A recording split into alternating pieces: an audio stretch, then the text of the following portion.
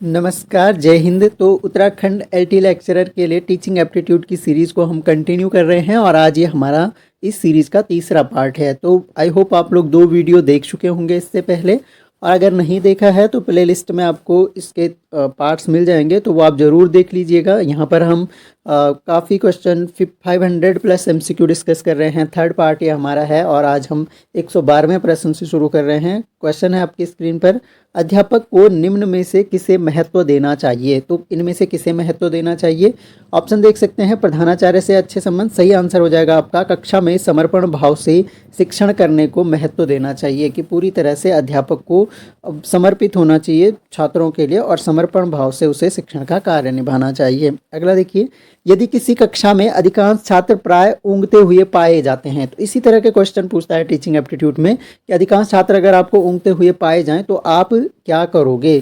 छात्रों में कोई कमी हो सकती है, कक्षा के भौतिक वातावरण में कोई कमी हो सकती है, शिक्षण में कोई कमी हो सकती है। तो उपरोक्त जो तीनों ही कारण हैं ये सभी संभव हैं, कि ऐसा भी हो सकता है कि हमारे शिक्षण में कोई कमी आ रही हो, इसलिए बच्चे बोर हो जा रहे हों और ऊँघ रहे हों, उसके कारण कमी भी हो सकती है। छात्रों में कोई शारीरिक मानसिक कमी भी हो सकती है छात्रों के अंदर, और भौतिक वातावरण की कमी भी हो सकती है। अच्छा शिक्षण प्रकार्य है, तो अच्छा शिक्षण प्रकार्य जो होगा वो क्या होगा, शिक्षण व्यवसाय के प्रति ईमानदारी और निष्ठा का होगा। अगला देखिए, प्राइमरी स्तर पर छात्रों को मातृभाषा के माध्यम से पढ़ाना होता है, क्योंकि इससे बच्चों को शिक्षा स्वाभाविक वातावरण में मिलती है, पहली बात, और इससे अध्यापक को अनुभवों को बांटने में सुविधा होती है। तो ए और बी दोनों ऑप्शन आपके सही हो जाएंगे। अगला देखिए, क्या अभिभावकों को अपने बच्चों को गृह कार्य करवाने में सहयोग देना चाहिए। हाँ, बिल्कुल अभिभावकों को सहयोग देना चाहिए, क्योंकि इससे अभिभावकों को अपने बच्चों की प्रगति का भी पता चलता रहेगा। तो ऑप्शन नंबर डी इसका करेक्ट आंसर हो जाएगा। अगला देखिए, क्या अध्यापकों के लिए कोई आचार संहिता होनी चाहिए। हाँ, बिल्कुल अध्यापकों के लिए आचार संहिता होनी चाहिए। आचार संहिता का मतलब एक तरह से एथिकल जो रूल्स होते हैं वो होने चाहिए, और इससे क्या होगा, टीचर की जवाबदेही या अकाउंटेबिलिटी बढ़ेगी इससे। तो ये बहुत ज़रूरी है। Option number B.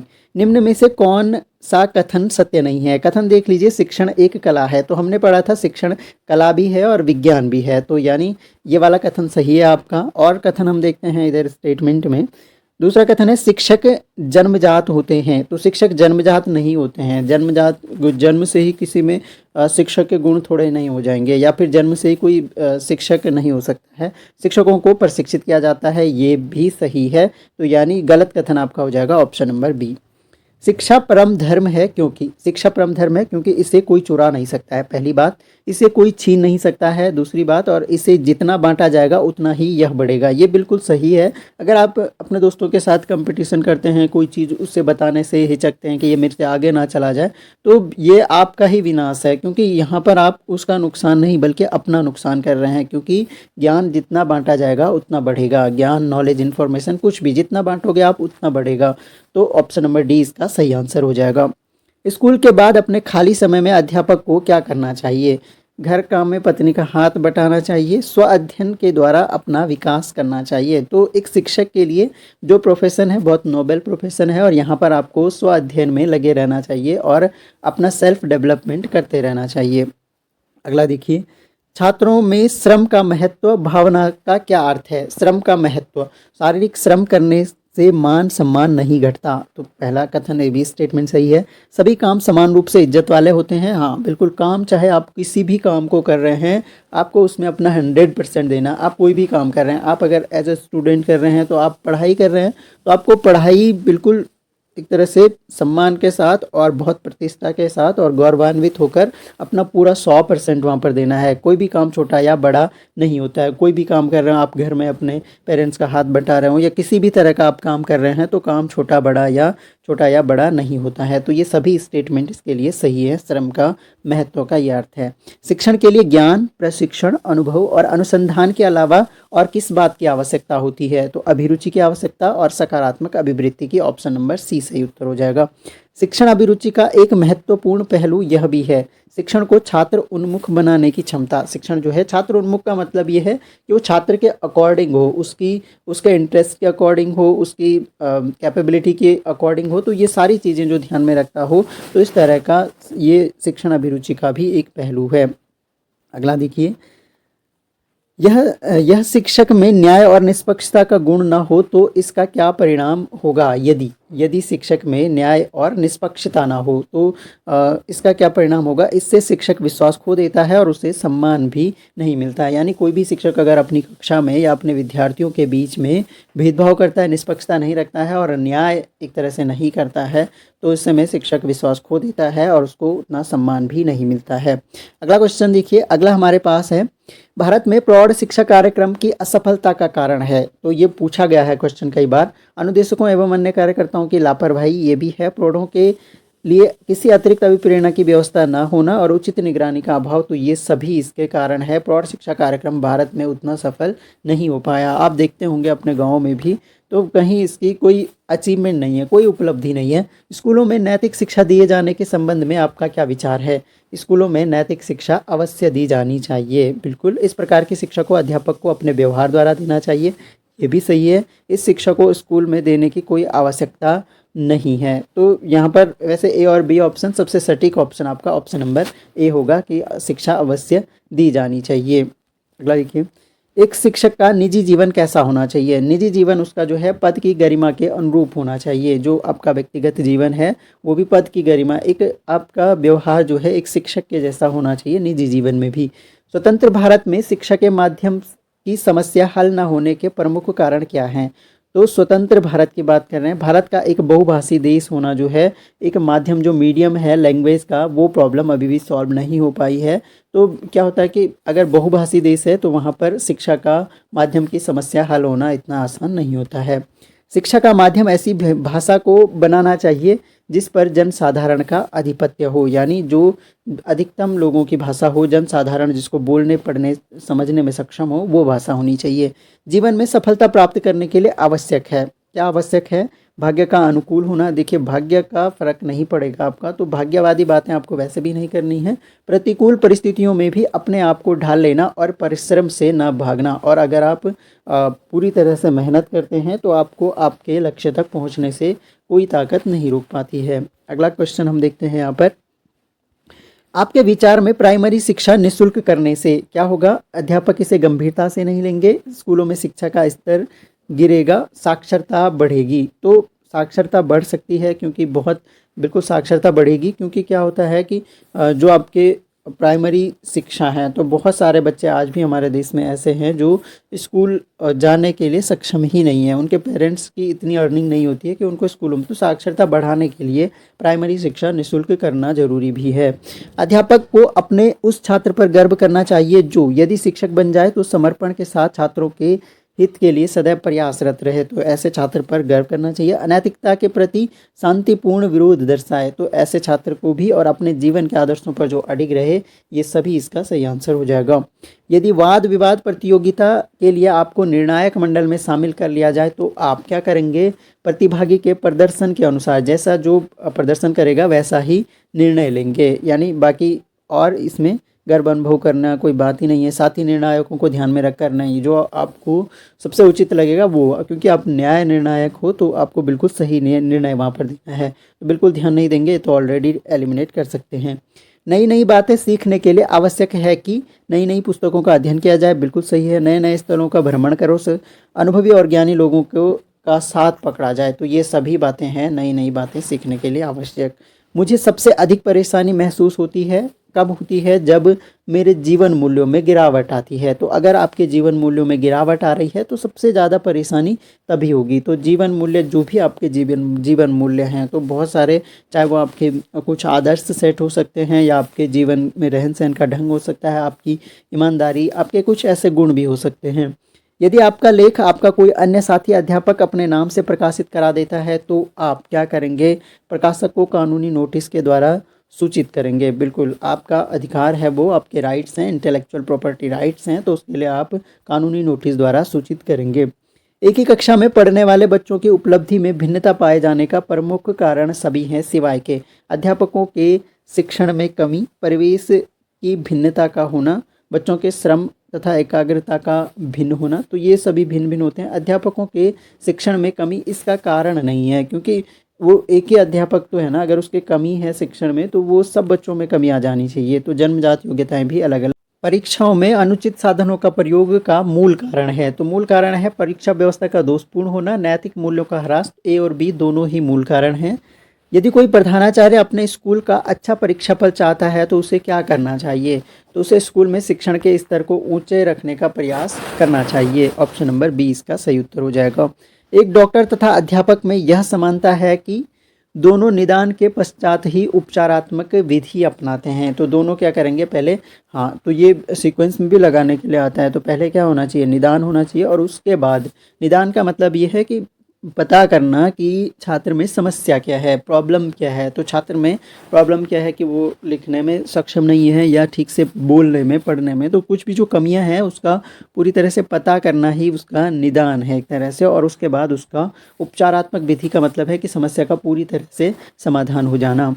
अध्यापक अध्यापिकाओं की प्रतिष्ठा एवं मान में काफ़ी गिरावट आई है। इसका मुख्य कारण क्या है? उनकी ट्यूशन की लालची प्रवृत्ति, ये भी है। उनके आचरण की गिरावट है, ये सभी कारण हैं। उनकी शिक्षण के प्रति लापरवाही भी।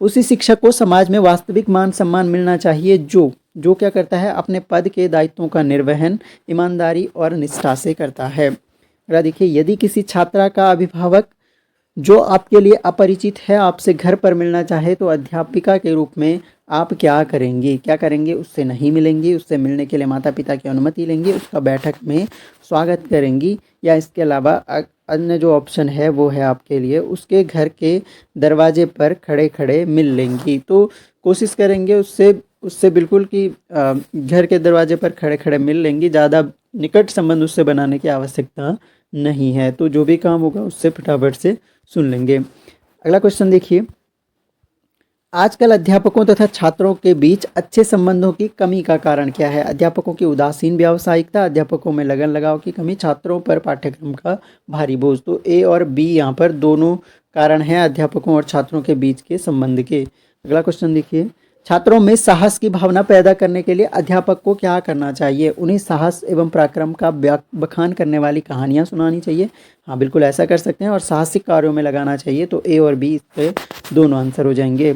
भारतीय समाज में नैतिकता के ह्रास का प्रमुख कारण है, नैतिकता के ह्रास का प्रमुख कारण है अध्यापकों का अपना दायित्व न निभाना। तो यही एक प्रमुख कारण है नैतिकता के ह्रास का। स्कूलों में पर्यावरण शिक्षा आवश्यक है, पर्यावरण शिक्षा आवश्यक है छात्रों में पर्यावरण चेतना जगाने के लिए। ऑप्शन नंबर ए इसका सही उत्तर हो जाएगा।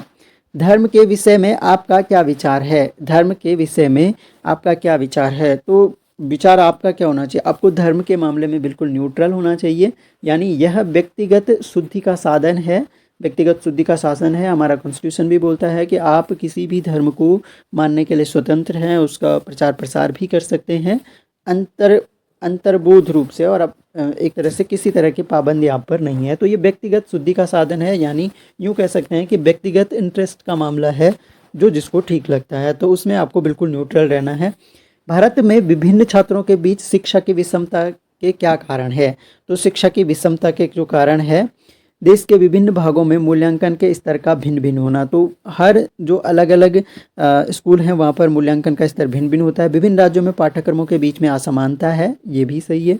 निजी और सरकारी दोनों प्रकार के स्कूलों में शिक्षा का स्तर भिन्न भिन्न होना। तो देखिए, निजी और सरकारी में शिक्षा का स्तर भिन्न भिन्न है। विभिन्न राज्यों में पाठ्यक्रमों के बीच असमानता है, ये भी सही है। देश के विभिन्न मूल्यांकन के स्तर का भिन्न भिन्न होना, तो मूल्यांकन के स्तर जो है भिन्न भिन्न, जरूरी नहीं है कि भिन्न भिन्न होगा। ए और बी इसके दोनों कारण जो हैं काफ़ी सही हो जाएंगे। तो मूल्यांकन के स्तर भी भिन्न भिन्न होते हैं, तो अलग अलग जगहों पर मूल्यांकन का स्तर अलग अलग होता है। वैसे तीनों ही सही होने चाहिए, ए और बी ऑप्शन है हमारे पास। आप ये तीनों ही ऑप्शन जो हैं एक तरह से सही होंगे। अगला देखिए, अगला क्वेश्चन है हमारे पास, एक अध्यापक का सबसे बड़ा शत्रु हो सकता है, क्या हो सकता है? प्रधानाचार्य, धन का लोभ, उदंड छात्र। तो सबसे बड़ा शत्रु उसका स्वयं का अहंकार, जो उसके अंदर गुणात्मक सुधार नहीं आने देता है। Option number D. एक अध्यापक के लिए निम्न में से सबसे कठिन काम क्या हो सकता है? सबसे कठिन काम क्या हो सकता है? छात्रों का जो असामाजिक व्यवहार है, जैसे कोई छात्र जो है नशे के प्रति अट्रैक्ट हो जाते हैं, तो ये सारी जो चीज़ें हैं इसको सुधारना बहुत कठिन काम हो सकता है किसी भी अध्यापक के लिए। बाकी चीज़ें तो वो ठीक कर ही सकता है इनको। कभी कभी बहुत विद्वान व्यक्ति भी अच्छा शिक्षक नहीं बन पाता, इसका संभावित कारण हो सकता है। क्या हो सकता है? विद्वान का दुरुपयोग, शिक्षण कौशल में परिपक्व ना होना पहला कारण।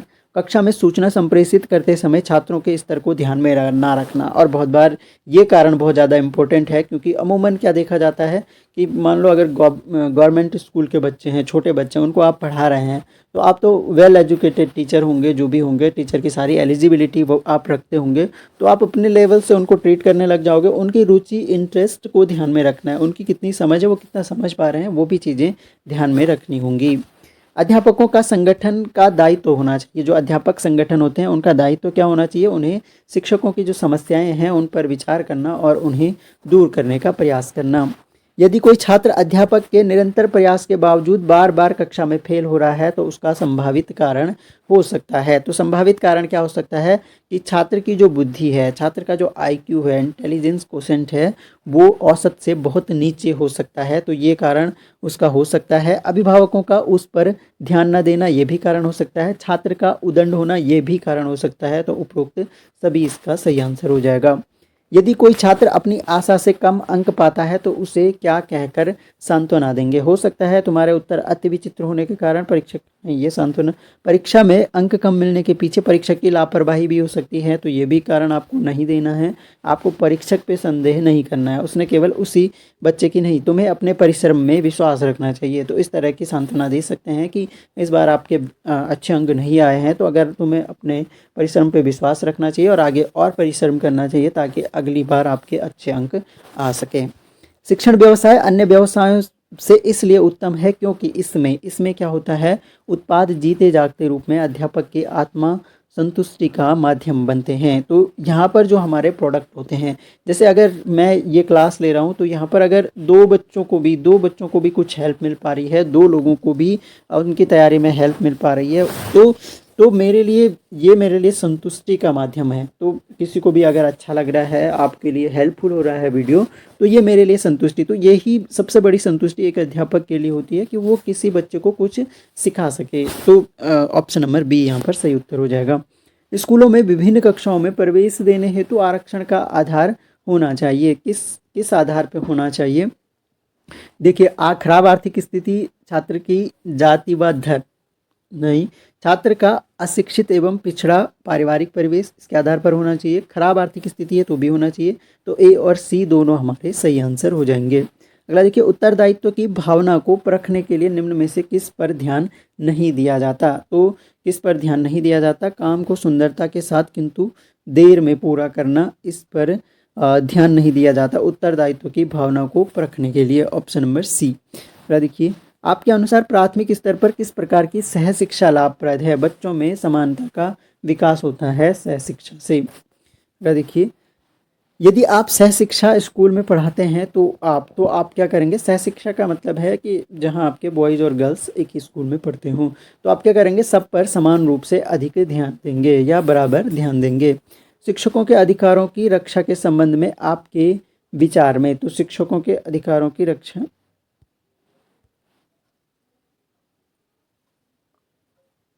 तो आज के वीडियो में हम इतना ही कर रहे हैं। 160 तक हमने MCQ डिस्कस कर लिए हैं। इसके आगे के क्वेश्चन आपको अगले वीडियो में देखने को मिलेंगे। मुझे आशा है कि यह वीडियो आपके लिए काफ़ी हेल्पफुल होंगे। आप ठीक से सारे वीडियोस को देख लीजिएगा। आपके क्वेश्चन एज इट इज़ ही बनते हैं। टीचिंग एप्टीट्यूड में आपको यही चीज़ें पूछी जाएंगी। जितनी ज़्यादा आपकी प्रैक्टिस रहेगी उतना ज़्यादा आप सही आंसर कर पाएंगे, क्योंकि यहाँ पर चारों ऑप्शन एक जैसे लगते हैं तो कन्फ्यूजन ज़्यादा होता है। तो इसलिए प्रैक्टिस के लिए मैं बहुत सारे सेट इसके लेकर आऊँगा आप लोगों के लिए। तो पसंद आता है तो वीडियो तो लाइक शेयर ज़रूर करें, अपने दोस्तों तक पहुँचाएँ इस वीडियो को। और thanks a lot for listening. मिलेंगे नेक्स्ट वीडियो में, तब तक के लिए जय हिंद।